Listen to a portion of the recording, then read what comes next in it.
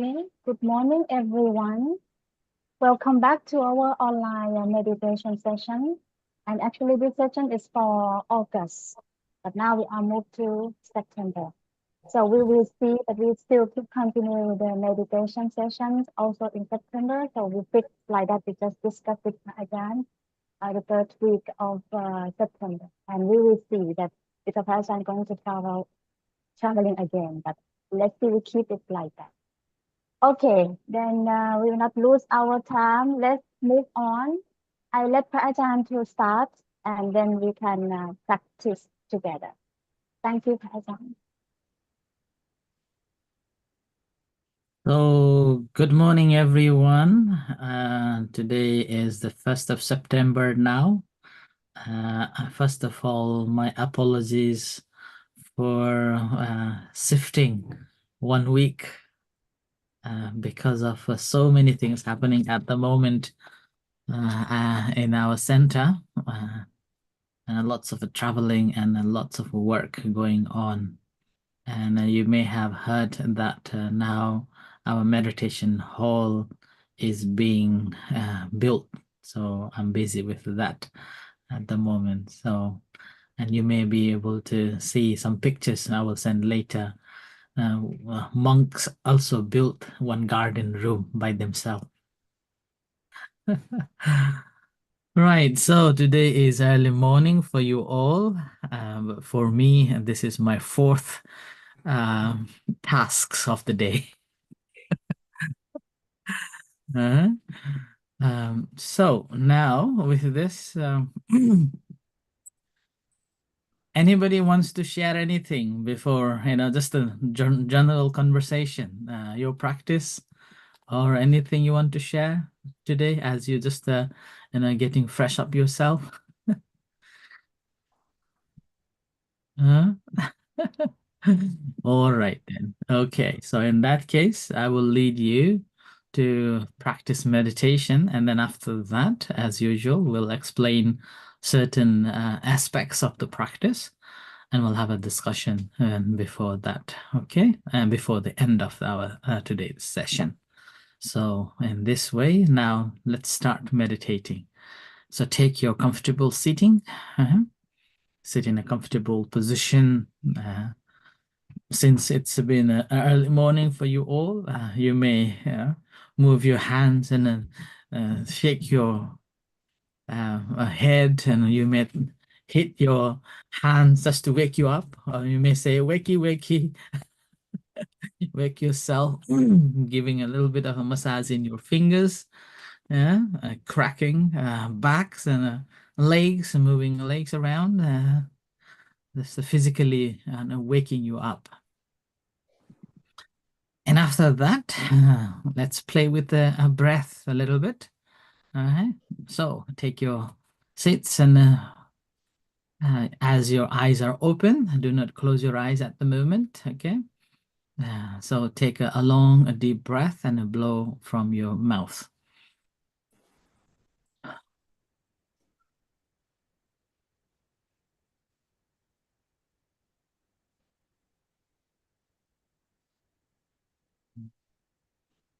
Take a long, deep breath, as much as you can take the breath in, and blowing it out slowly.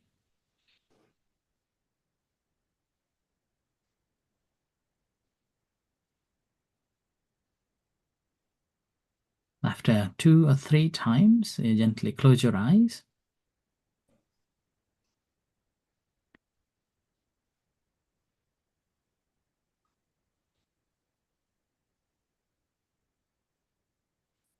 And bring your attention to scan the head area. Feel the sensations around in your head as you breathe in, observing the head area and whatever sensations are there, noticing it. And breathe out, relax that area.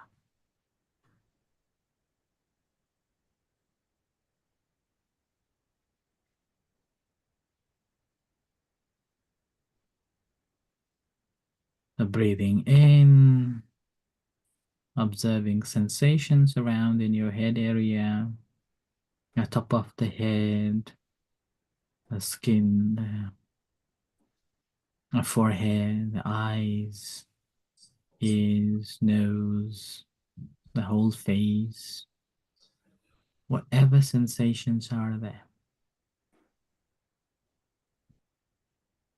As you breathe in, observing, and as you breathe out, relax. And let it be. Let it go and let it be.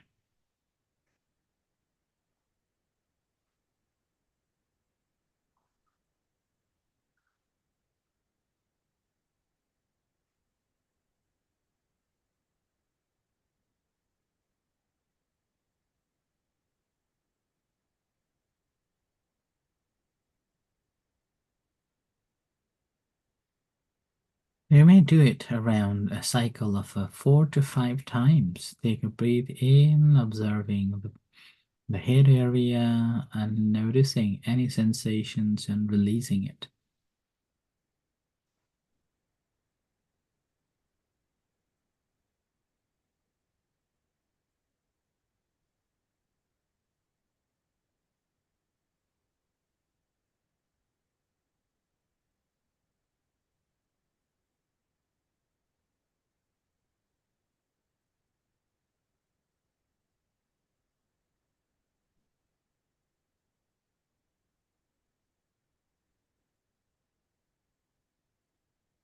Once you feel relaxed, move your attention to the right hand from the shoulders of the right shoulder to the arms and the hands and the fingers.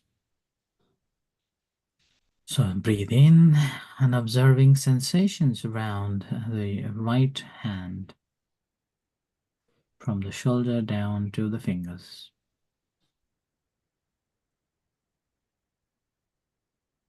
And let's try again about the 5 circle of it. Breathing in, observing, and breathing out, relaxing.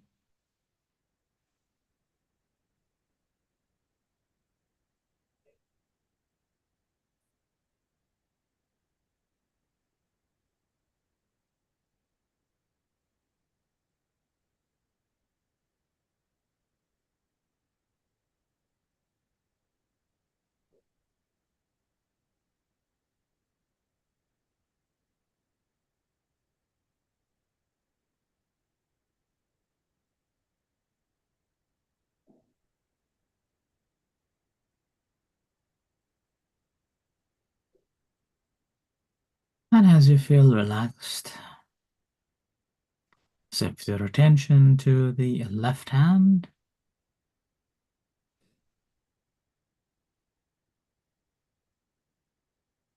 And as you breathe in, observing sensations on your left hand from the left shoulder down to the fingers. And breathing out, relaxing, releasing and relaxing. Again, same with it. So cycle of 4 to 5 times.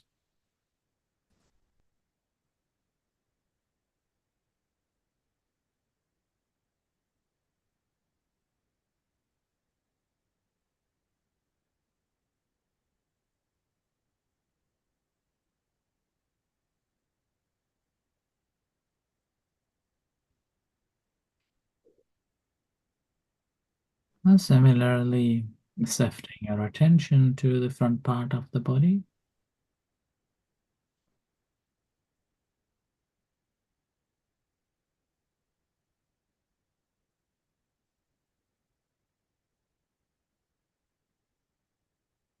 As you breathe in and breathe out, observing and relaxing the entire front part of the body.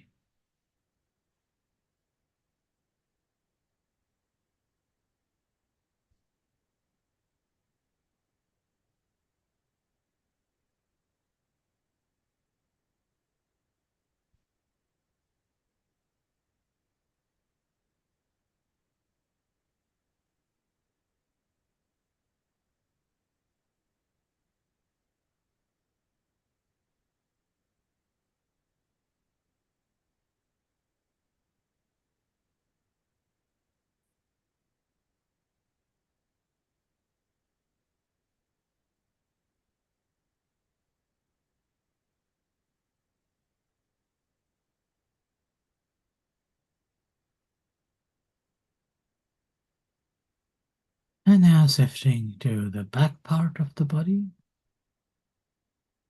neck down up to the bottom, upper part and a lower back.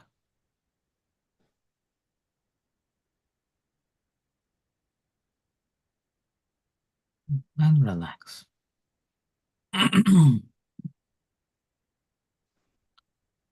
Should you need to adjust your body position, you may do, just to relax the back.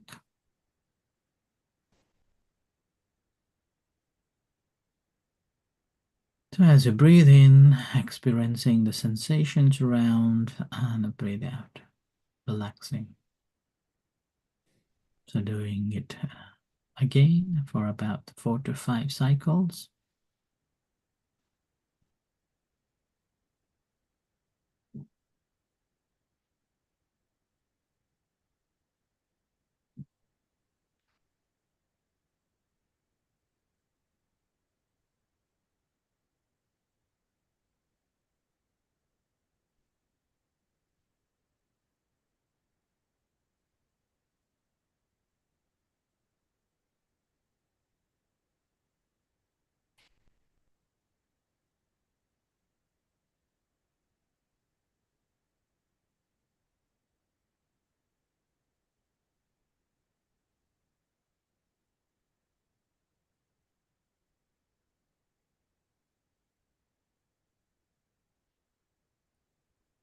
And now shifting your attention to the right leg.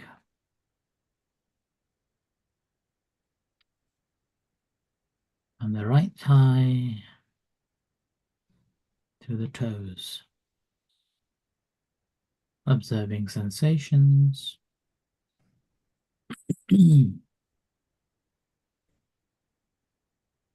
As you breathe in and breathe out.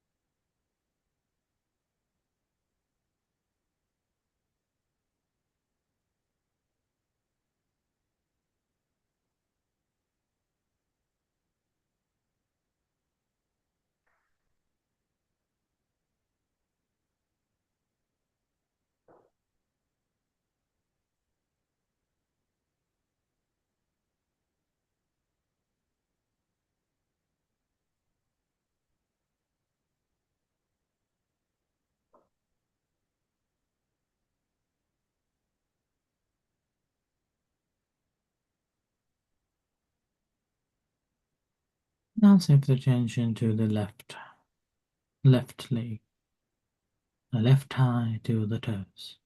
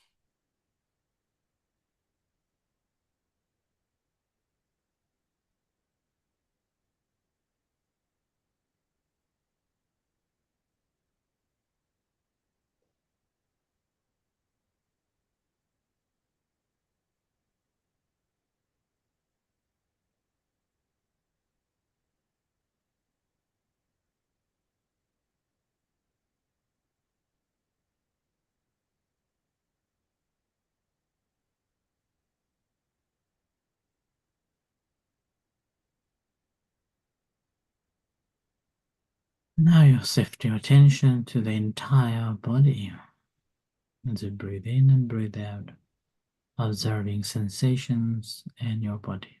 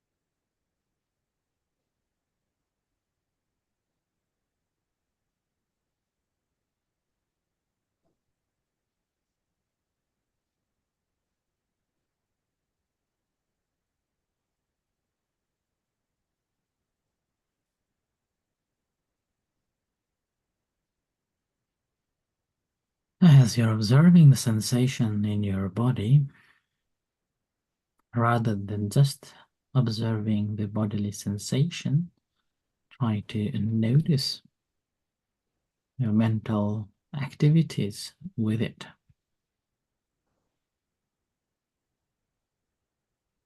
What sort of thoughts coming a reaction to these sensations?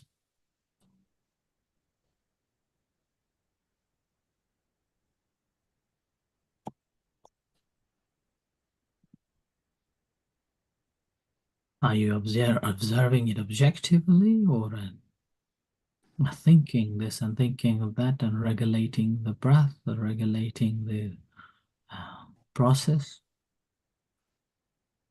or simply responding as it happens and knowing it? Meantime, make sure that you are not intense, not making yourself tense to watch and observe.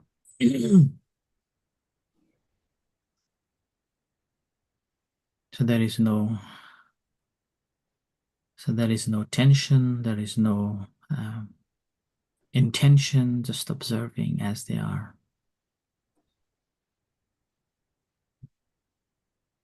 You're simply responding rather than reacting to it.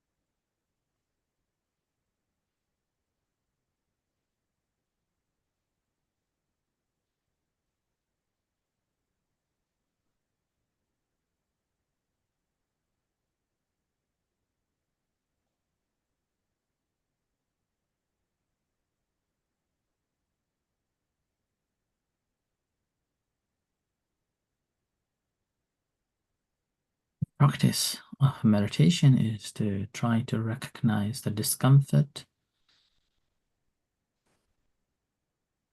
and uncomfortability of our own body and the mind, and understanding why are we having those discomforts and these disturbances, and then realize it's because our reaction to these.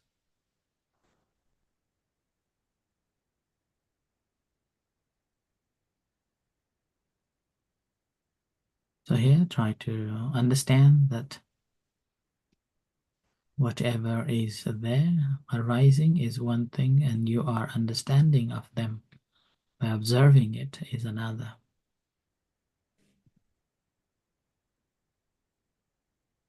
in a Buddhist term called a nama and a rupa, name and a matter, or the mind and a matter, two different things.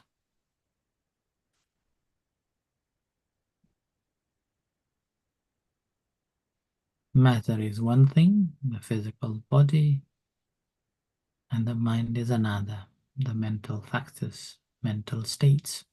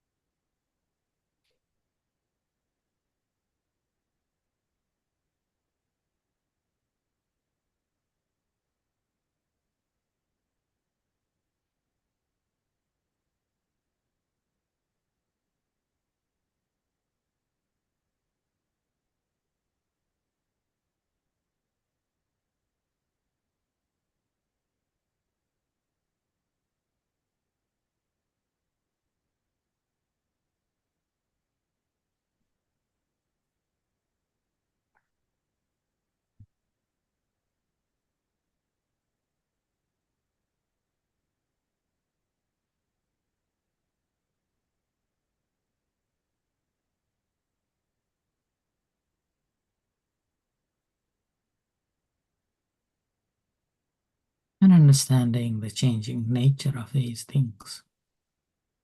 Mind also changing, the physical body also changing, tension changes, pain changes, discomfort changes, feeling changes.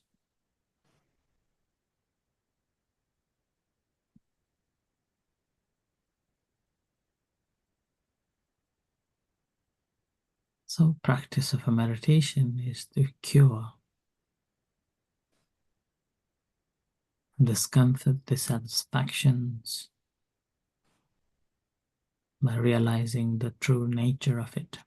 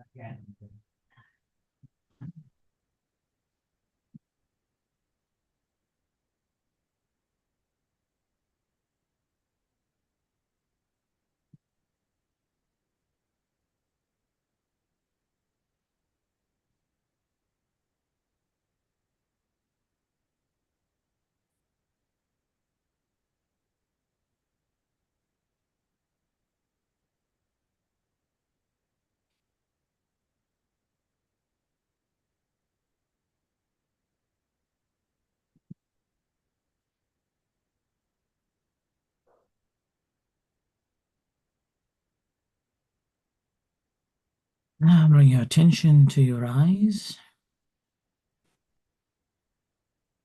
Feel the tension in your eyes, creating intention to open your eyes. Slowly open your eyes and come out from the practice and relax for a few moments.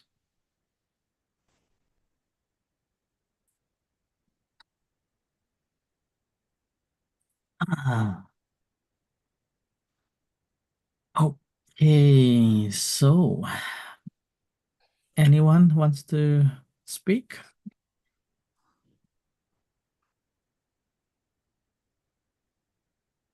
Yes, Jonas?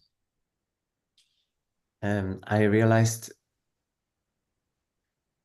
while trying to get rid of all the thoughts that's still going on, that somehow the visualization is a really important Mhm. part because all the thoughts that you have, they are always connected to some image also maybe of somebody or something or a memory. And if I really have some kind of visual, or I just imagine something that I stay on, like the main subject, or in this case now, if I focus on the breath, Mm. think maybe of the lungs just expanding, and but stay with that kind of visual thing, it's easier to get rid of the thoughts somehow.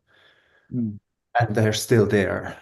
They're Mm. still there, but the combination of some visual image plus the breath was helpful for me Mm. to get really into the moment.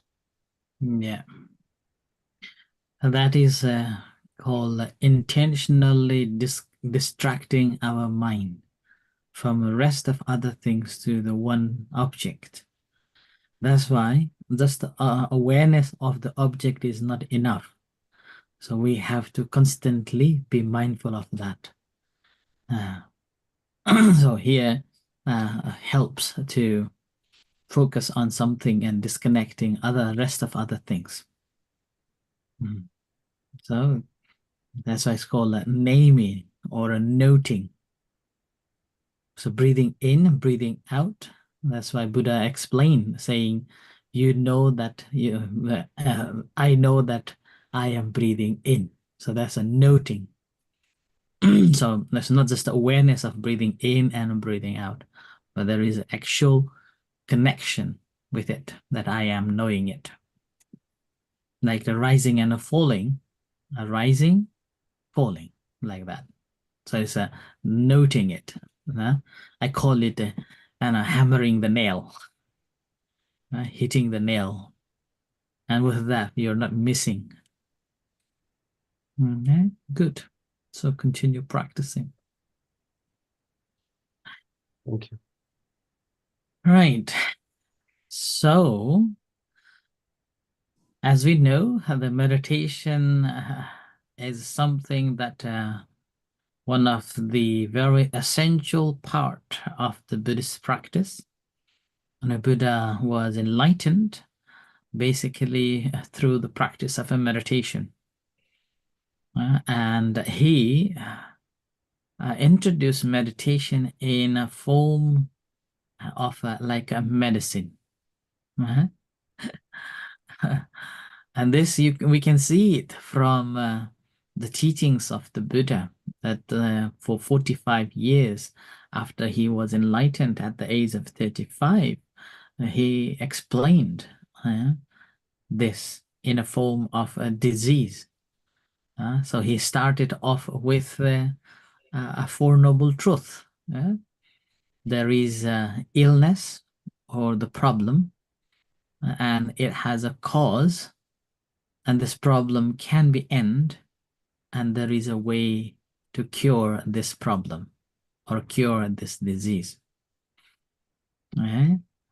And so this meditation as a result is like a medicine that he kind of gave it to all of us to use it to cure our whether physical illnesses or mental illnesses. Physical illnesses, there are certain limits to cure because although in four foundations of a mindfulness, Buddha clearly mentioned that there are the practice of a four foundations of a mindfulness could cure some of the diseases, illnesses that occur in our physical body. Remember, it's not the everything, okay?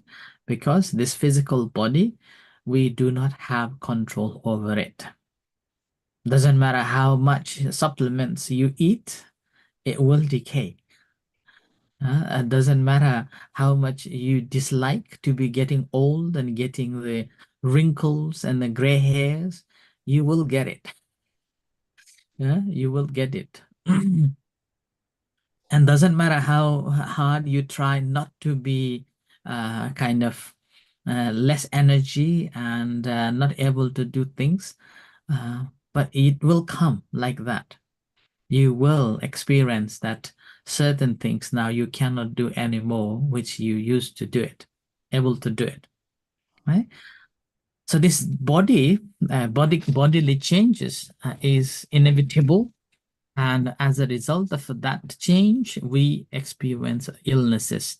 And that's again inevitable. We cannot avoid. We will experience that without a doubt. And yet, with the practice of a meditation, we can make a peace with it in a certain state. And we can bear with it so that we will not have a double arrow suffering. Buddha used the word double arrow suffering.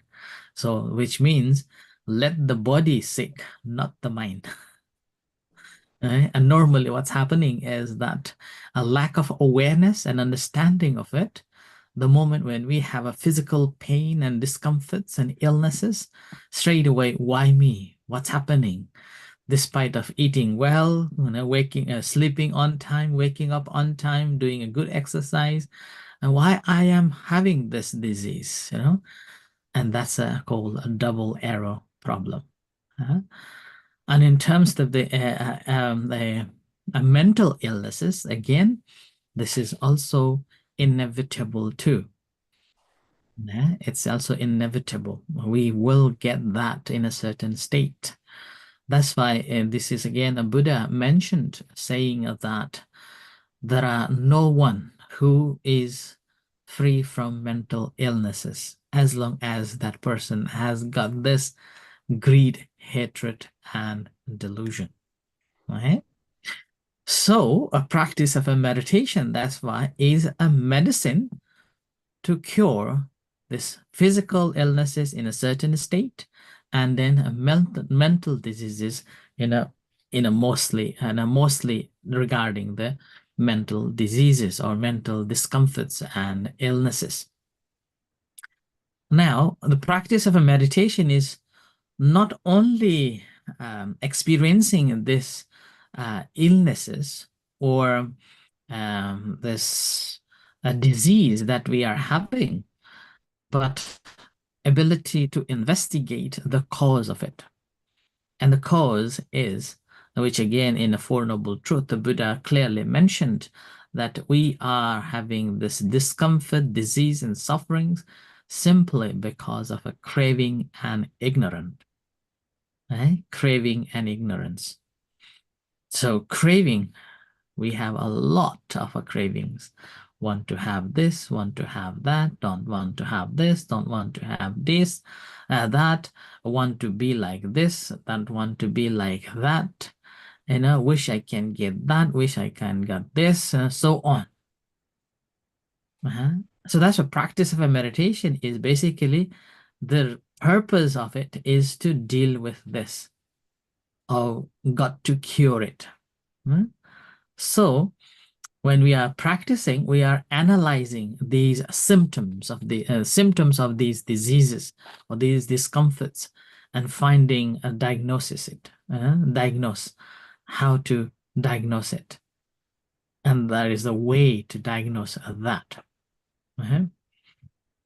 So in the practice of a meditation, that's why rather than just thinking of a calmness of the mind, the relaxation and feelings connected and a peace of the mind, we have to keep in our mind that practice is to working on these illnesses or discomforts of our own mind. And we all have this illness. We all have, and we have these illnesses in different forms and different levels, and this all simply because of the craving and ignorance that we have towards things that we come across. And not only that craving and ignorance towards those things that comes to us, we further on react to it. by saying, by in a way, attachment to it. An attachment to those, I must have it, kind of, I don't want it, and then you hold on to it, and holding on to a certain this concept and views and so on, like that. And as a result of that, the craving are different, attachments are different, and a concept on those things are different too. Right? So it's like a different people have a different levels and a different types of it. It's like a physical bodily physical illnesses. Each one of us normally have a different diseases, although may seems similar, but not the same. Not the same. Sometimes people say, oh, got a cancer on a certain issue, or and dealt with this medicine. But again, not applicable for everyone, same treatment. So everyone will get different treatments.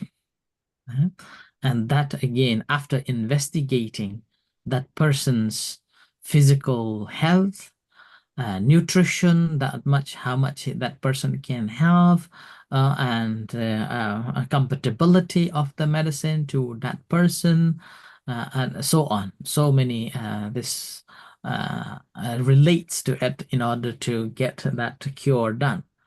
Similar way, we all have that too. We all have different levels of that, and then that attachment to it is basically the cause of the illnesses. So that's why when we are practicing meditation, it's not about going out and thinking about out there and contemplating out there, but rather it's contemplating inside. So that's why there is a saying that when we look at when we look at insight, then we realize the reality and a cure. But when we look outside, then the entire world becomes the troublemaker.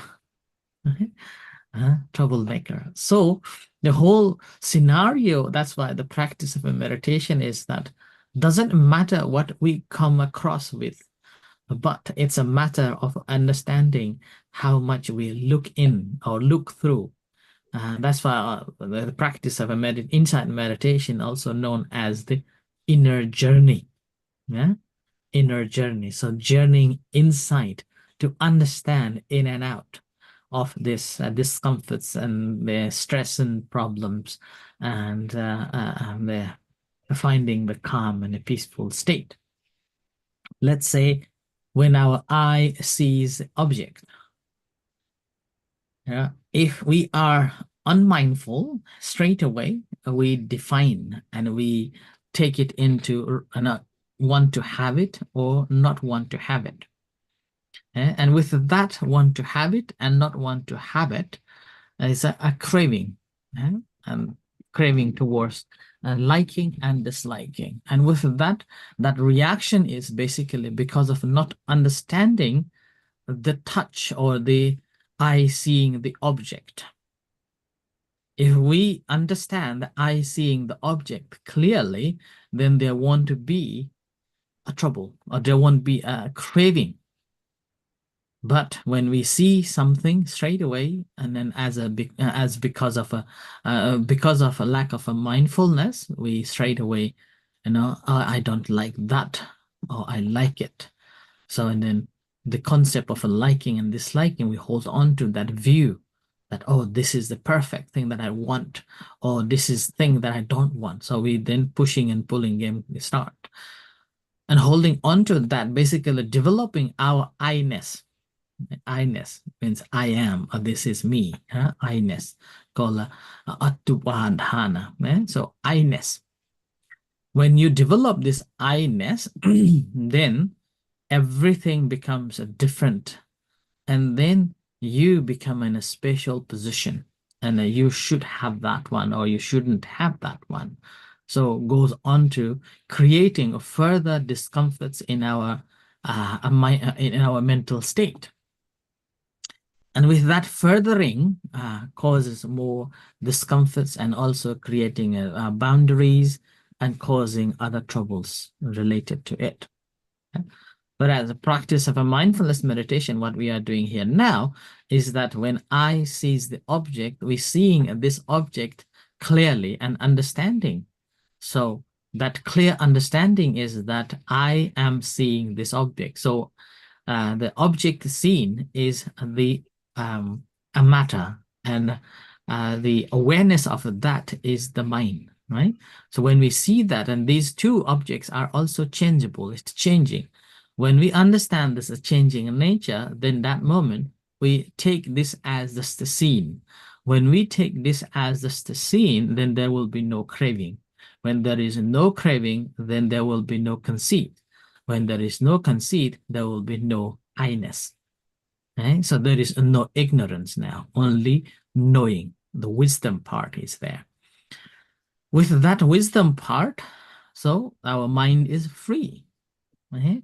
Our mind is free from having any troubles in insight. So the practice of a meditation, that's why this is how we are dealing with the problems that we are facing. And here again, it's not about when we are sitting and practicing and also judging others. No. This is not also practicing like this, and I understand this. They must do like this too. No, not like that. Right? And here, the Buddha's advice is that we all have a different level of understanding, different levels of backgrounds. We brought up in a different ways, a cultural difference, economically difference, knowledge difference, and bringing up different, so many different ways. So we cannot expect everyone to behave as I want them to be, which again, normally a mother and fathers wish that their children should behave as they have instructed, and which is not the case. And as a result of that, the children and the parents always have a fight. So that's what, this is how it happens. So in a similar way, in the practice of a meditation, what is giving us the understanding is that we are all different. Right? We're all different. They want them their own way. We want our own way. Okay? And then rather than defining them, what we are doing is we are investigating our own thoughts and our own emotions and our own feelings towards those things. When things doesn't go as we wish or as we thought, then again, looking at it, what sort of a craving or attachment that we are having, or sort of a conceit or holding on to certain views that we are holding on. When we can aware of that and investigate it properly, then we become free. Right? We become free from creating further discomforts and stress, anxiety in our life. So there is the principle saying that you can plan, but make sure there is a gap in between for any possible failure. But if you do not put that one, and if something happens, then that causes a trouble. Right? So in a way, what we are doing is that whenever we see things, whenever we hear things, whenever we smell, we touch, taste, and even thinking at that time, we hold on to that and having the gap that I am having this and I should not make the judgment of things. It should be or it shouldn't be. I have just a plan.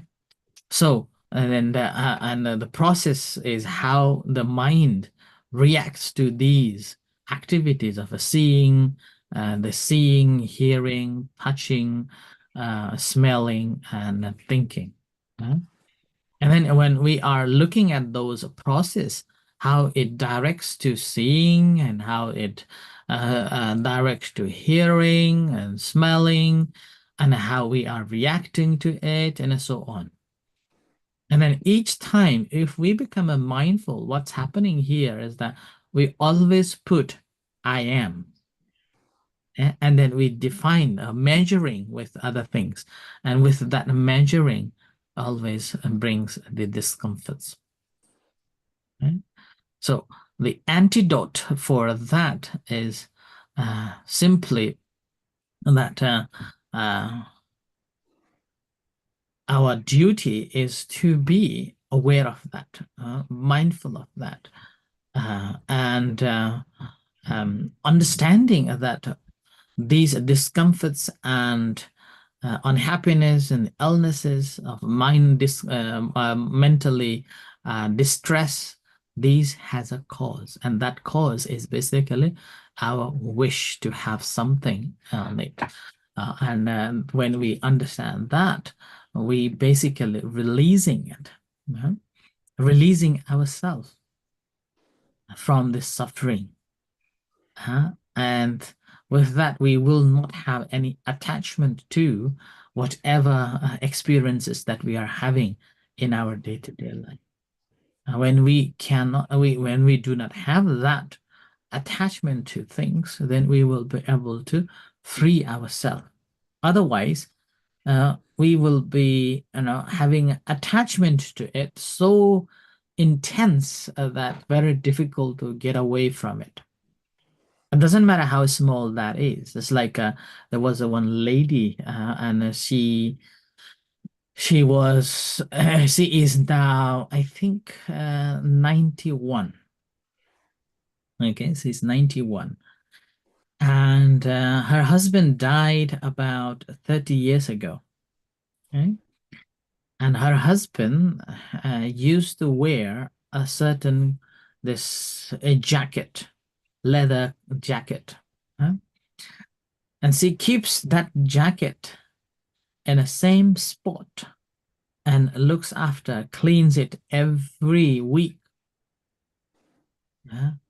Every week. And she is not accepting that her husband had died. She's still holding that her husband is still alive. She just went to visit the heaven. She will come back. He will come back. Oh, like that. It doesn't matter how hard you try to explain the nature of impermanence and death, he will not come back. She would not accept it at all. And that is the attachment because of this ignorance. And that is very difficult. A similar way, we are quite often, we are very attached to certain things that certain people gave that to us. And if something happens, then again, we make it a fuss about it and cause a lot of difficulties. So what we have to do here in the practice of a meditation is that how we are dealing with those experiences and ability to free ourselves. And the teachings of the practice is basically that how we should not given the authority or the power to the craving and this conceit that normally it takes us, right? Takes us into that. And as a result, it tricks us. And then with that tricking, we develop that this is my own craving, this is my own conceit, and this is my own, and this is me. It must be like this. And then again, goes back to the same cycle of unwell, cycle of unease and disappointments and like that. So the practice of a meditation, that's why it's a skill that we are learning to recognize these difficulties and then ability to understand that these are basically because of our attachment to certain things and then developing this conceit, I-ness, and understanding that the process, we are freeing ourselves, right? And in this case, you may think about any issue or any experience that you just had through, and it's still bothering you. Yeah? You can contemplate on that issue and thoroughly examining that. Yeah, why I am having this upset about it. When you investigate it, then you realize that there are a level of a craving I am having, and then a certain level of I-ness in there, want them to be certain ways. And then with that not happening as we wish it to be, and not getting there as we planned it to be, then that is the cause of that dissatisfaction and a sadness and disappointments. So that again, we will be able to realize it. So that's why it's about not looking at them, looking at that, looking the objects, but internalizing and looking into our own self, or turn around and look to yourself, or look to ourselves inside, and how much we are dealing with that, and how much craving towards it, causing these disappointments and discomforts. Okay? And that's how we will be able to deal with it and free ourselves. And you become free. It doesn't matter what's happening. And this is why I normally use to explain that practice of a meditation. Do not just leave it to the morning or evening time practice only.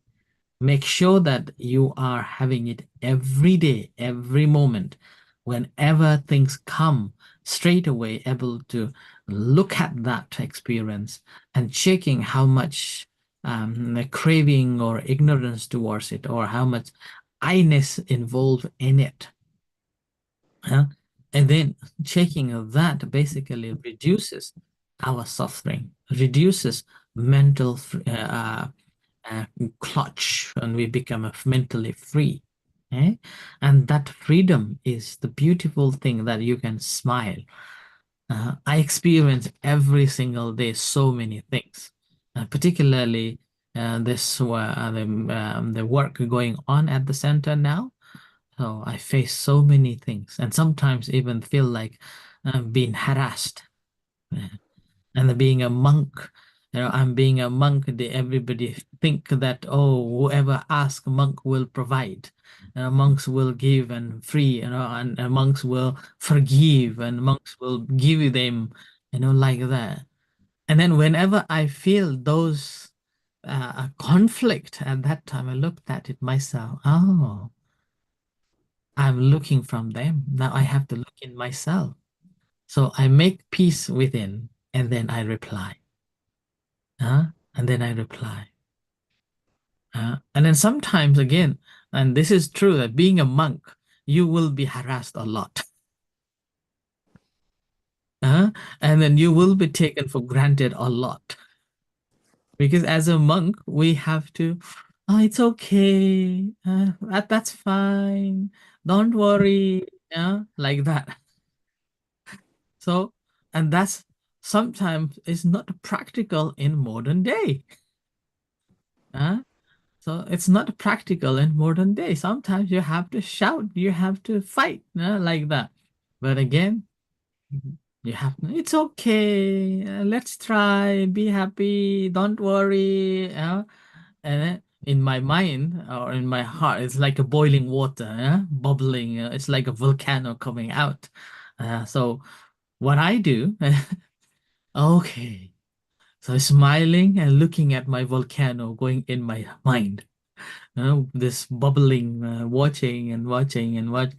And eventually I'll take away that I want, take away my desire, and then come to the straight point, what's happening and what to do. And when I convert it into this, what happens that I feel sorry for them. I feel sorry for them that they do not know what they are doing. They do not know what they are doing. if that person is a Buddhist, and then I could say, oh, you are making a bad karma by having these activities. But for those who do not understand it, so they are also making a bad karma, and I feel so sorry for them, like that. So it's converting towards the compassion, like that. But doesn't mean that I do not get angry. I do, but I pay attention to that anger. I internalize and looked at it and then check how much I have this I-ness, how much I have this craving, and how much I attach to it. And then on the basis of that, what I do, it's okay. If they do not do, I will do myself, or I will just reply in a very gentle way so that I am not making a bad karma for myself. So the practice of a mindfulness meditation, that's what we have to understand, that it is about understanding ourselves. It's about realizing ourselves and freeing ourselves from making more illnesses and disturbs in our mind so that we can have a peace of ourselves. And doesn't matter where we go in the world, we will be happy all the time. It's not about what they do, it's about what I do. Okay, and we realize that one. Okay, so I offer this as a reflection for today, for you all to reflect on, particularly today. I want you to reflect on, like, whenever you're upset, whenever you disappointed or sad, emotionally down, rather than feeling low, mindful of that.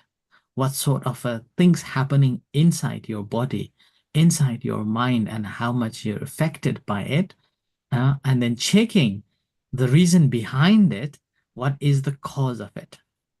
Okay, and that is how much craving I have, or how much I want, and that it's not happening as I wanted it.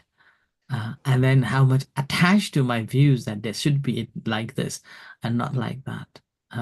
So taking away that, and then let's see how you will find a peace straight away as soon as you understand that one. Okay. So with this, now I will stop speaking. Allow you to question any if you have any. Otherwise, we will practice again. Meditation. So, floor is yours. Sounds no. Right. In that case, let's practice meditation then. Okay. Take your comfortable sitting. Okay.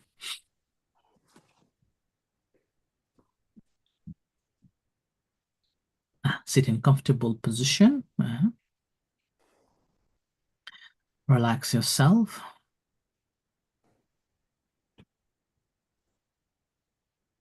Spend some time on the breath,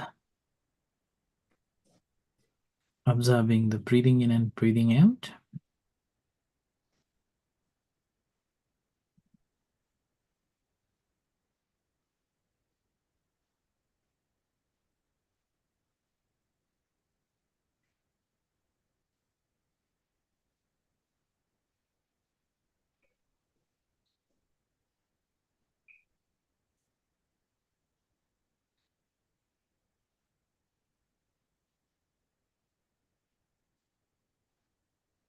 An ability to recognize the breath as it is.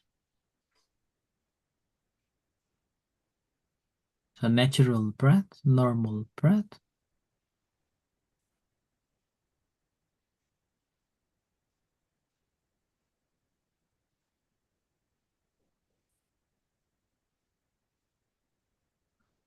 And as you're experiencing the breath, incoming breath and outgoing breath, whatever other sensations you may able to notice, just observe that and let go. Observing that sensations truly, not holding on to it,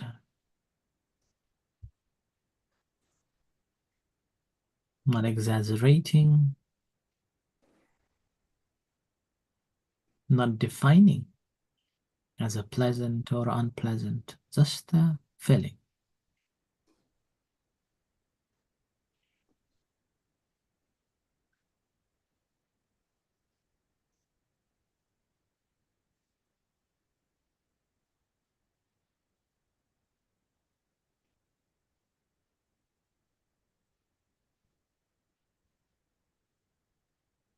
But obviously, if your mind is scattered, restless, then noting can help you to stay focused.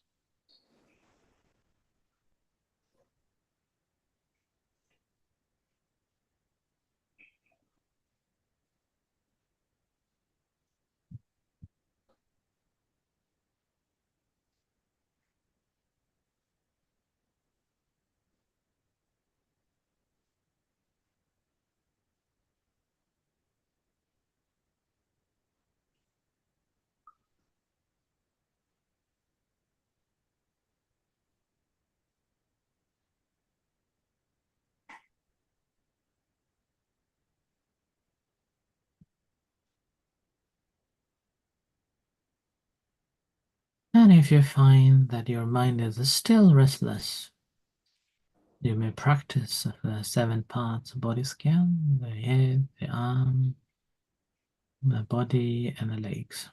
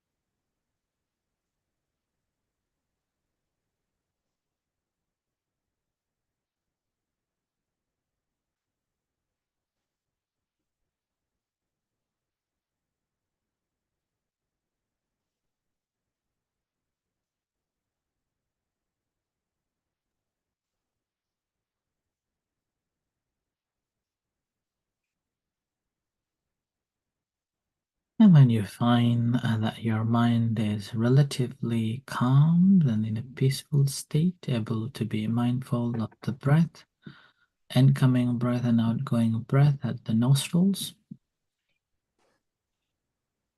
not distracted, able to be mindful of certain period of time, and your awareness is alert, then you may bring into your mind a certain feelings or experiences that has caused you upset, mentally distressed, feel sad, unhappy. Any one incident and reflecting on it. When we are reflecting, not in a sense to deal or to answer or to solve the problem, but try to find the cause of it. And again, when we are trying to find the cause of that, rather than bringing the third person,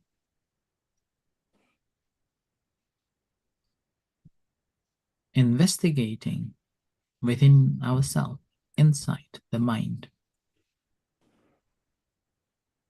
And that upset or a sadness, how much it has caused physically trouble, feel unwell, and how much mentally dysfunctioned or illness in our mind.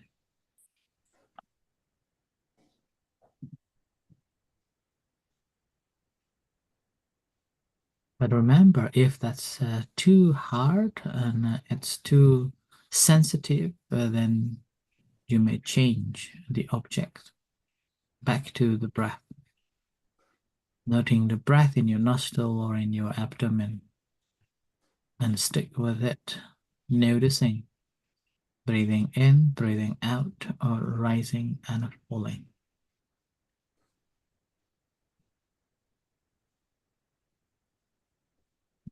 You may start off with small discomforts or disappointments.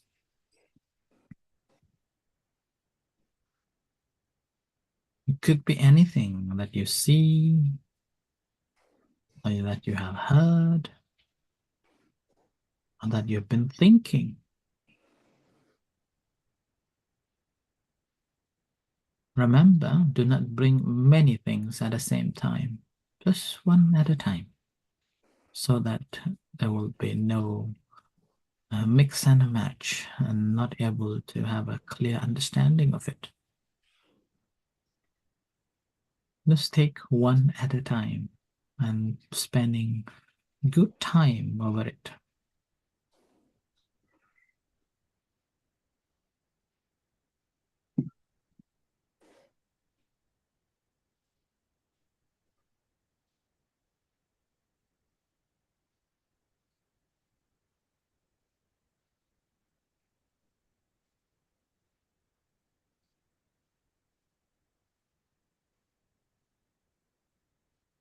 The small tasks like you have asked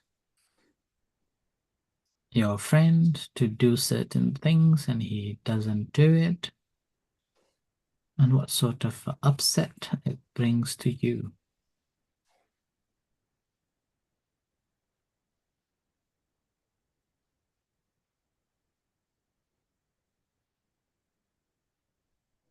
And what is the way to free yourself?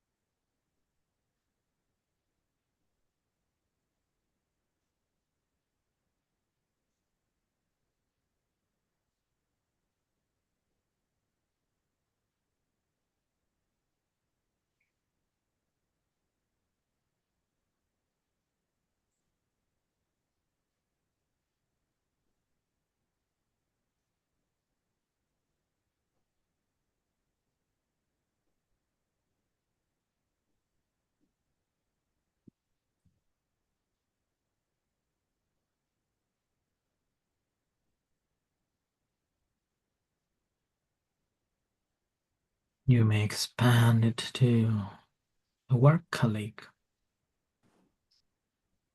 how much you expected and how much it had done, and what sort of upset and disappointment has caused in you, and what sort of effect that you're having in your physical body and mind.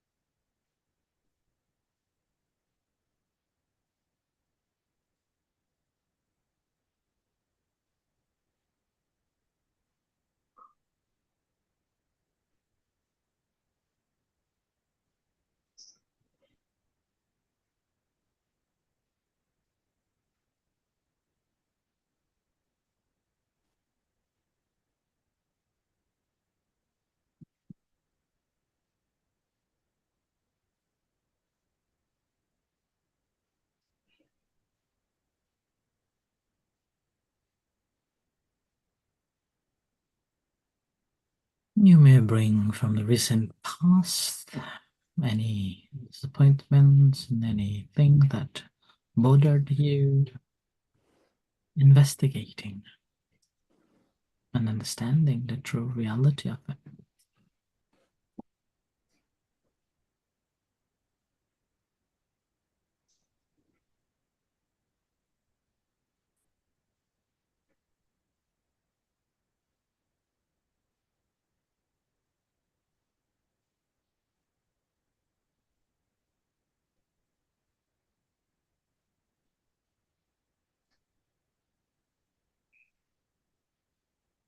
And making sure that there is no desire, no conceit, not I-ness, free from I-ness.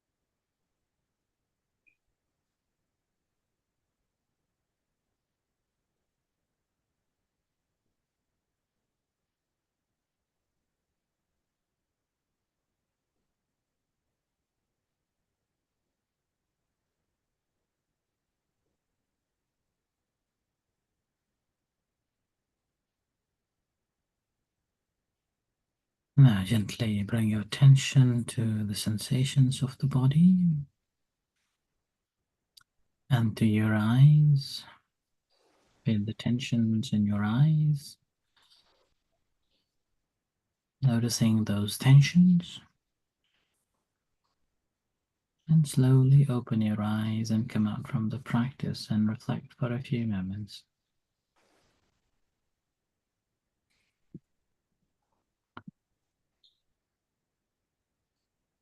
Okay. So, floor is yours now again. Anybody wants to share your practice of finding difficulties to deal with or any emotions and what happened?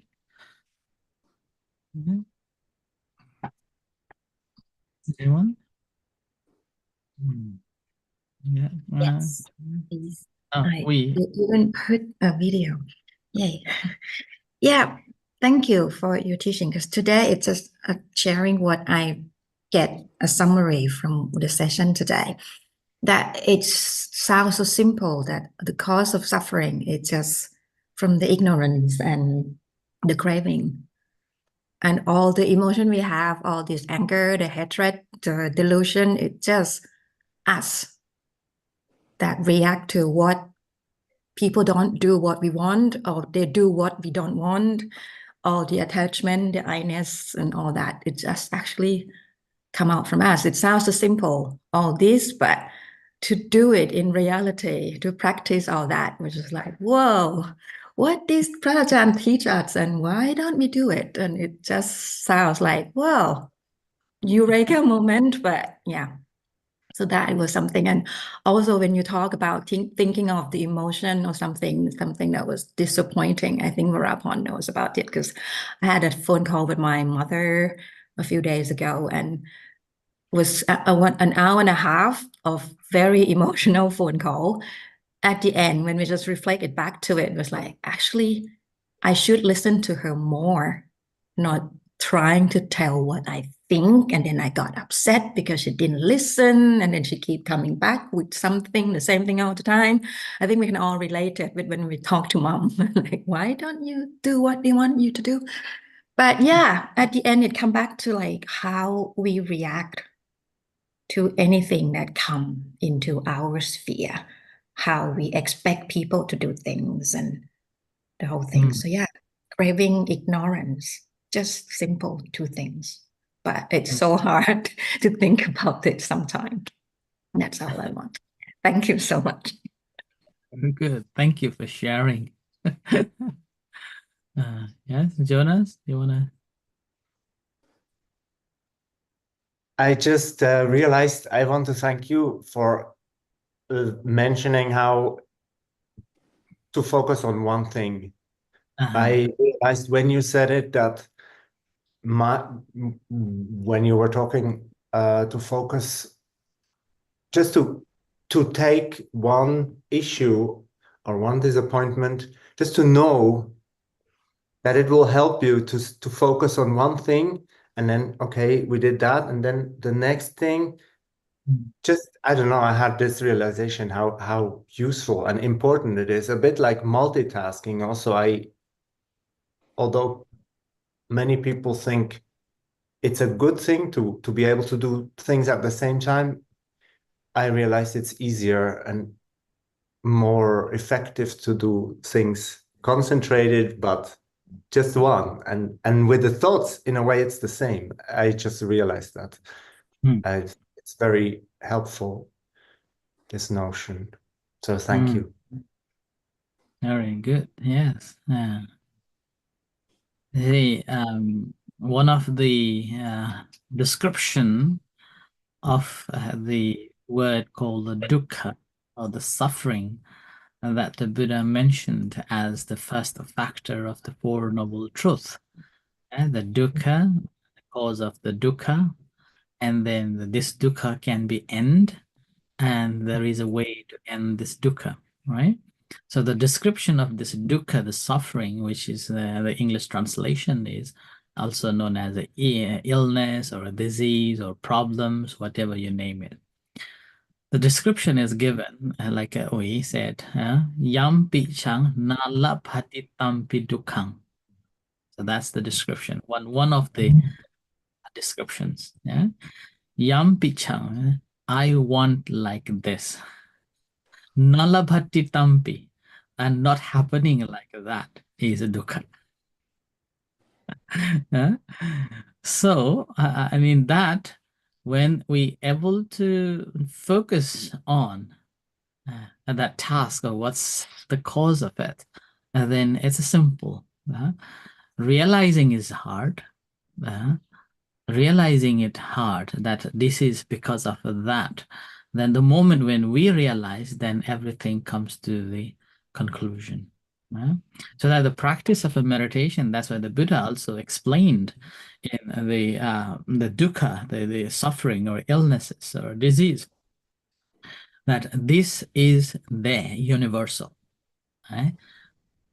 And the second part is this has to be understood. Now, what's happening is that because of not understanding it, our ignorance to these the things that we come across causes other troubles to come in. And as a result of that, we feel sad, unhappy, and sometimes even you can't sleep and you can't eat and you can't smile, and even just hearing their name kind of allergy. That's simply because of our ignorance to it. Whereas when we understood it, that's why the Buddha said it has to be understood. The rest will become simple. And this understanding is a difficult part. And the Buddha, the third section, Buddha said, it has been understood. When you have fully understood that, then you don't have to worry at all. You're free. You're free. But not having that understanding, what happens, the first trouble we get is in our heart, heavy heart. And then it's like a squeezing, our heart is squeezed by it. And then when we are saying that, oh, you want to scream, but you can't. And then you want to hit, but you can't. And you want to shout, but you can't, like that. And these things happen. Whereas when we become a mindful, what is happening, we able to look at those little things that is making us a trouble. And that again, as I mentioned here in my reflection, it's not about looking at them, but look at ourselves. Looking at our own feelings and emotions and what's happening inside in ourselves, that realization is the key to turn around. Doesn't matter how hard we try to understand other people, even let's say our parents, mother, in Ui's case, a mother, doesn't matter how hard you try to understand them. No way, you can't understand because we haven't understood ourselves, right? So rather than spending energy to understand her, best way is to turn around and look at my own self. It has less energy to understand. We don't have to put much energy. So when we understand that, the root cause is here. And that's the place where I can find peace and happiness. And that's how you make a peace. And then that's it. You have fully understood. Until you have understand it, it's difficult. But once you have understood it completely, then everything becomes easy and you make a peace with it. Like as being an abbot, I have to deal with so many people in one day. And then there are so many things I want them to do it. And normally it's not the case. It's not the case. And especially, and as being a monk, that makes even harder. Because everyone knows that I do not shout, and I do not what's called argue. Yeah, if they do not do, I will do myself, and I do not speak. So with that, oftentimes when I say to our members to do this, to do that, and then sometimes they ignore, and then that makes me angry. Ooh! And then I look at my feeling. Oh, you're getting angry. And I checked the squeezing of our mind, and then the emotion is just like blowing. And I look at that, and then there is a me. I want them to do it, but they are not in a position to do it, and I can't force them to do it. So I check that again. That's because I want them to do it and not happening as I want it to be. And that is making me upset. So I check that. And as soon as I understood that, and then I just smile. Well, I smile to myself, okay, undone, it's okay. Whatever I can do, I just do it. I can expect, but not expect that will be complete.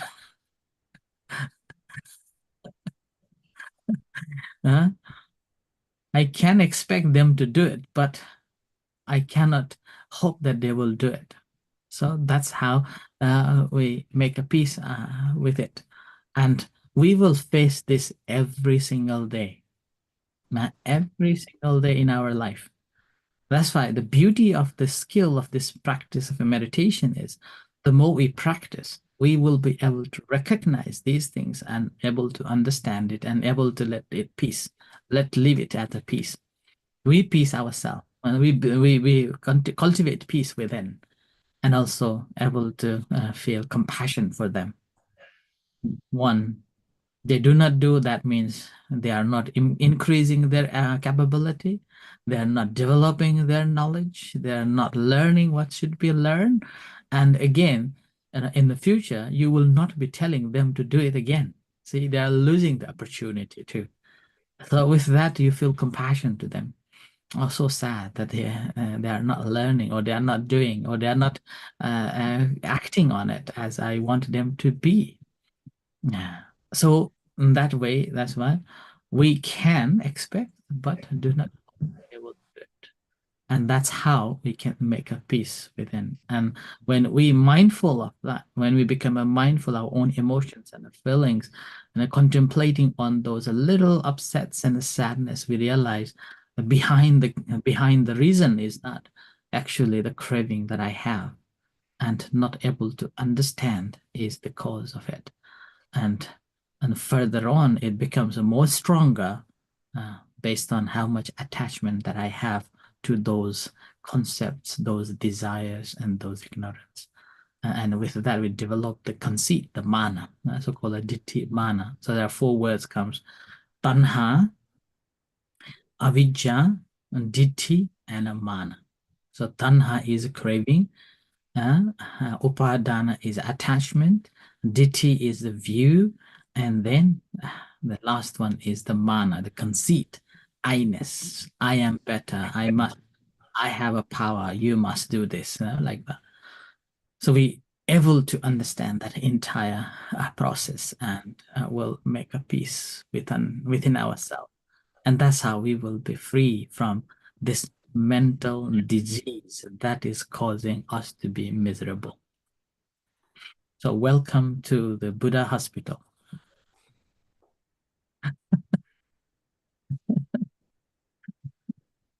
Right, okay. Any other thing? Yes, Jonas? I have a question, because in Buddhism you're trying to control the emotions, especially anger, as you were talking about anger also now. That's one of my main things, anger, and it gets provoked pretty easily with me sometimes. But usually when when you go down to an emotion, the emotion has also a function. Or fear, for example, fear has also a function. So what is when do you know what the function, like, when do you know? I know, okay, you have, let's say you get angry for quickly and then you can let it go, but you got angry for a reason. So sometimes I don't know where do you have to kind of suppress the emotion and eliminate it from your life? And when is it good to listen to oh, okay, this emotion is there, you cannot just get rid of it. Okay. Anybody wants to share any thought on that? Anyone? Or have you ever anger? Have you ever experienced?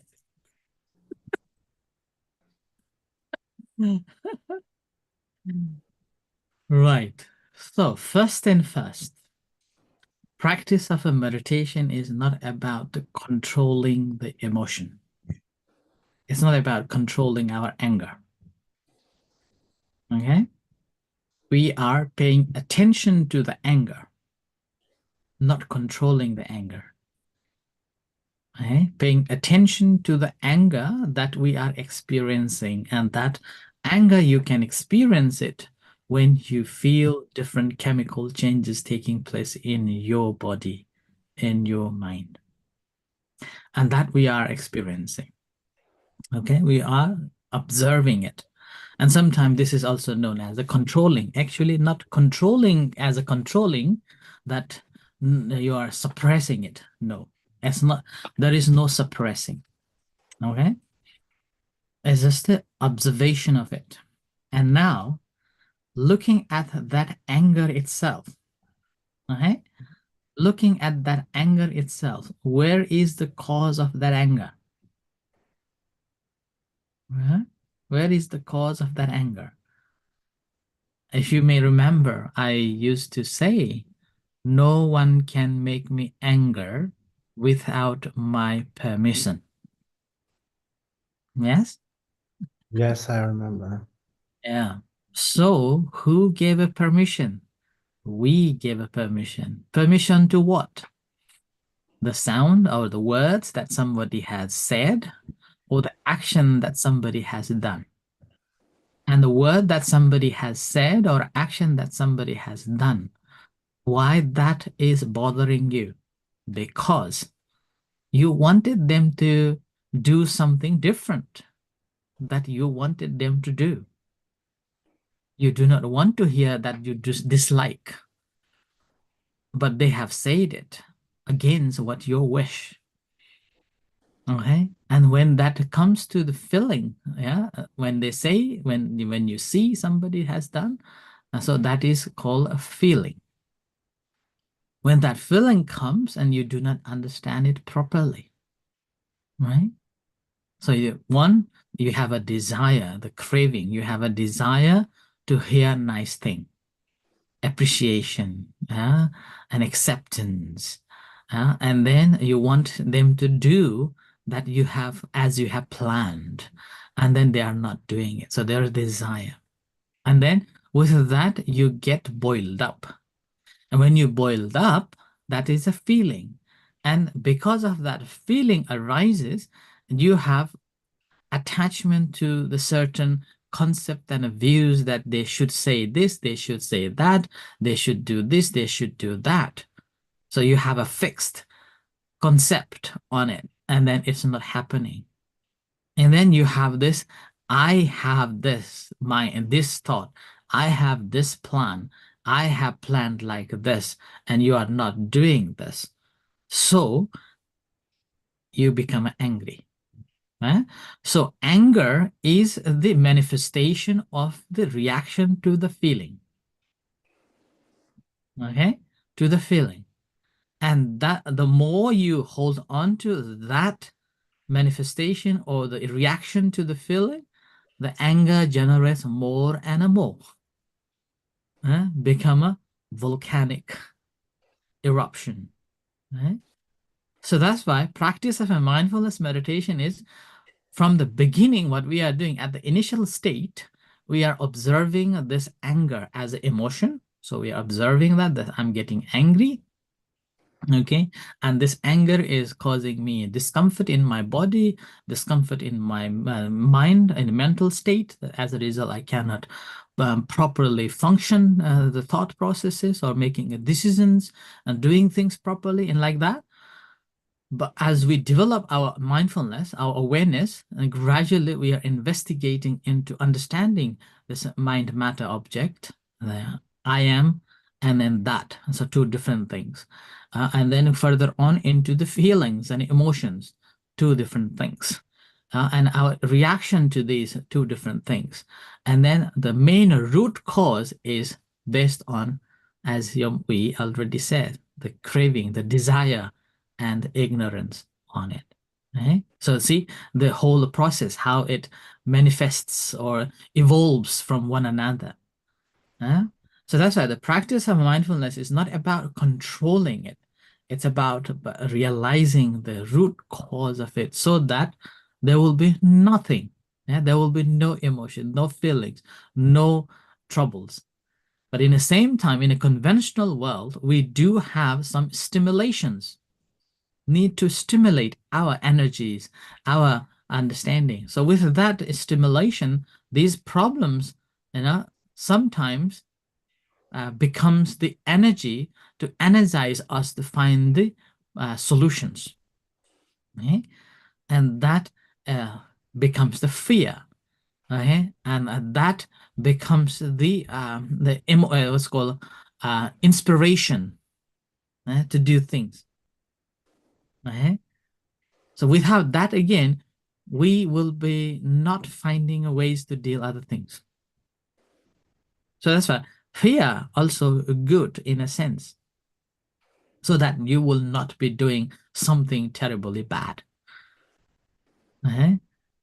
And then anger is also sometimes good, so that it can bring, it can stimulate you to do something productive, but need to be mindful. Right? Need to be mindful. So that's why the practice of a mindfulness meditation is not about suppressing, it's not about controlling, but realizing the way things that's happening and understanding the root cause of it. The moment when we understand that root cause, we're happy. And then when there is an instruction for the monks, when you are shouting with the metta, so loving kindness.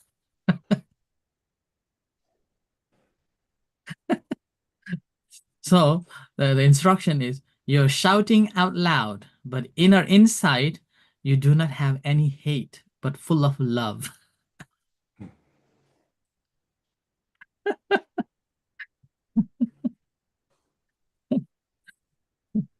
Thank you. Okay, so I think I hope that in the midst of this all the thorns, you can have a blossom roses in your heart. Right. So with this, let's practice loving kindness meditation to wrap up for the day. Okay. Now sitting in a comfortable position. Take a long deep breath. Relax the body, relax the mind.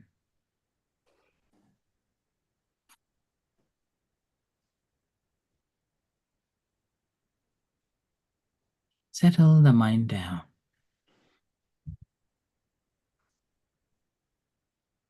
Breathing in, breathing out. Observing the breath in your nose or in your belly. Unconsciously aware of it each time when it happens.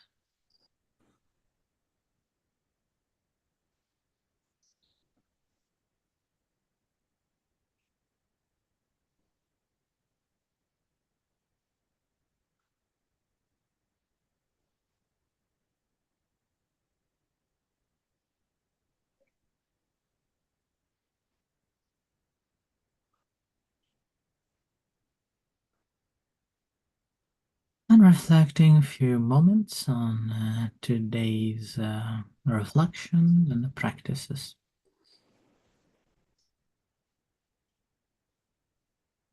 Whatever we experience, that is in motion, changing all the time. Constantly moving.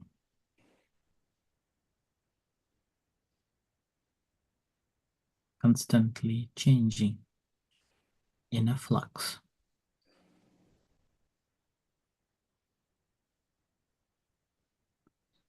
And out of ignorance, this flux, we take one particular particles of that moment and try to stop that motion.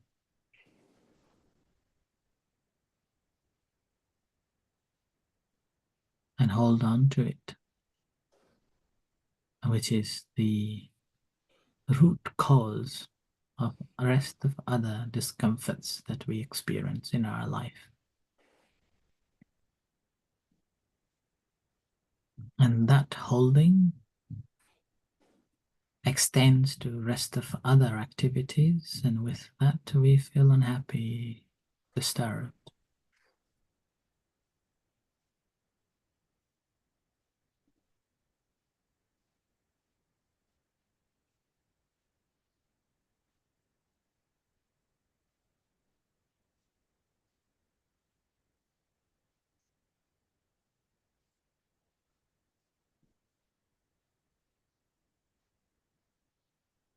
So aware of that.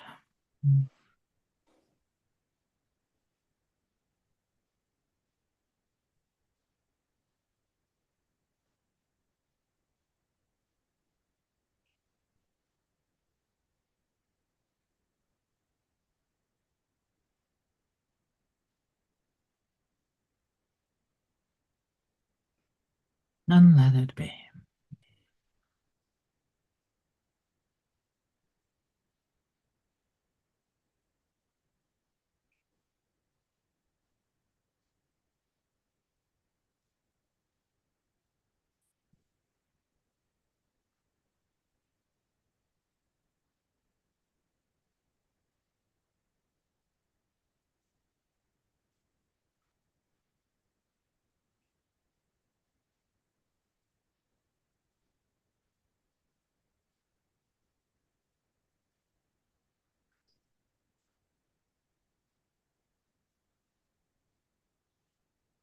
And now we will practice loving kindness meditation. So relax yourselves and experience the different physical sensations in your body. And bring your attention to your hands. Feel the sensations in your hand. Whatever sensations are there, the softness, hardness, the heat, the cold, lightness, or the flux. Observing it without moving your fingers or hands. Palpitation, tingling, circulation, and so on.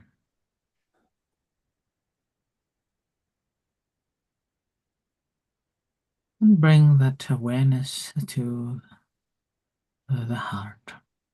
Feel the connection with your heart.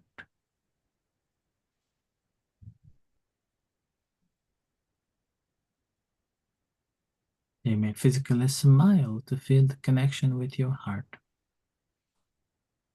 Or put your right hand on your heart area of the chest to feel the beating heart.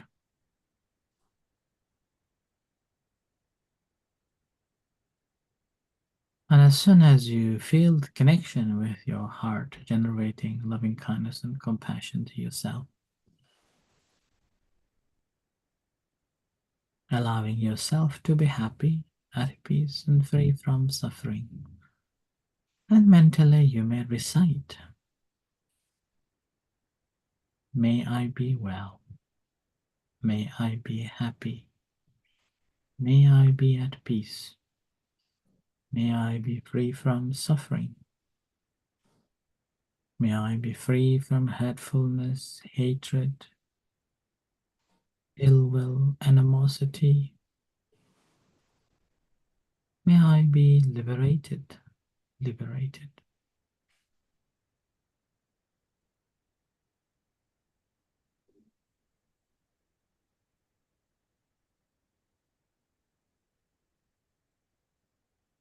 You may put your hand down from your heart, expanding your kind thoughts to all other sentient beings, starting from near dear one, or any particular person that you think they need at this time the most. Bring into your mind and sharing this loving thought. May you be well. May you be happy. May you be at peace. May you be free from suffering. And extending it to the entire beings in the universe, starting from the dear one, in the room, in the city, in the country, on earth, in the universe. Visible and invisible beings.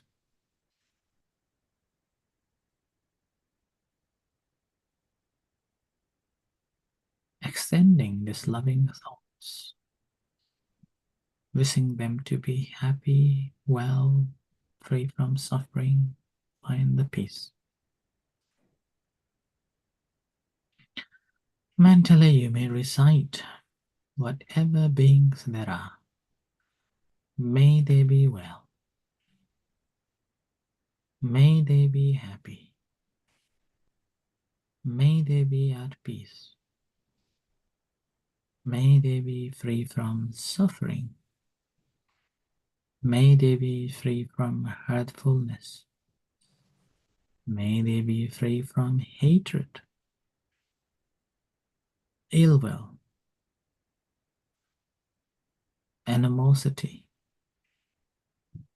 May they be free from troubles of a body and mind.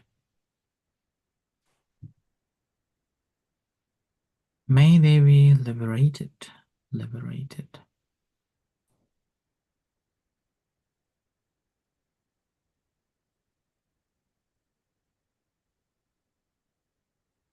May all beings be happy and liberated.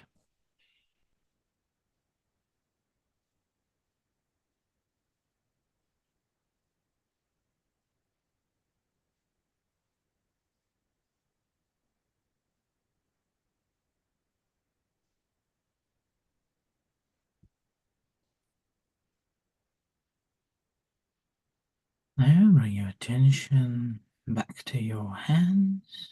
Feel the sensations in your hand.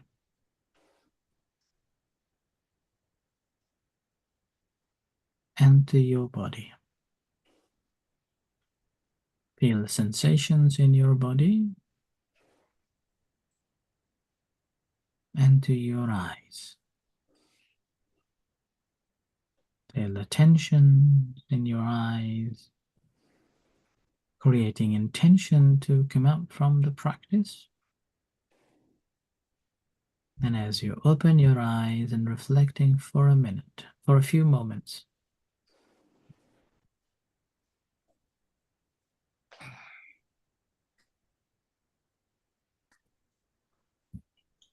okay, so thank you everyone for the session, and I wish you all the best, and keep in practicing. Okay. Thank Thank you you. very much. Thank you very much, everyone. And hope to see you next month in September.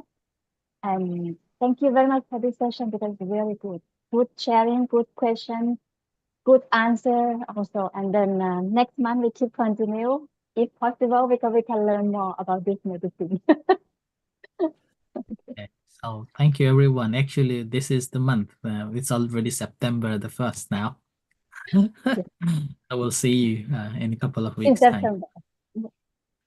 Bye. Right. Have Have a a good day and have a good weekend. Thank you. Bye. Bye-bye. Thank Thank you. you.